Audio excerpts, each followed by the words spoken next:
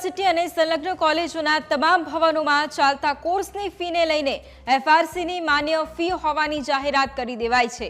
અગાઉ fee FRCA મંજૂર કરી ન હોવાથી વિદ્યાર્થીઓને પરેશાની થતી હતી, જેને લઈ વિદ્યાર્થીઓ દ્વારા વારંવાર રજૂઆતો કરવામાં આવતી હતી।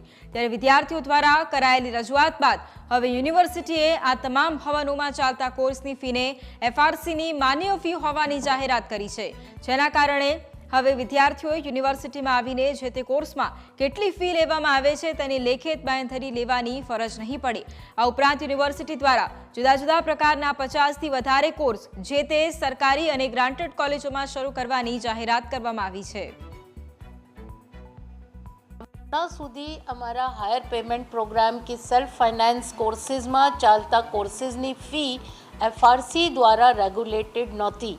આજે ગુજરાત યુનિવર્સિટીએ બધા જ સ્ટુડન્ટ્સને ધ્યાનમાં રાખીને એક મોટો નિર્ણય કર્યો છે અને આવી બધી ફી અમારી એફઆરસીમાં એપ્રૂવ થઈ છે, જેનાથી એસસી એસટી ઓબીસીમાં આવતા સ્ટુડન્ટ્સ જે સ્કોલરશિપના મળવા પાત્ર છે એ હવે સેલ્ફ ફાઇનાન્સ કોલેજોમાં કદાચ દાખલા લે તો એને સ્કોલરશિપ આખી મળશે।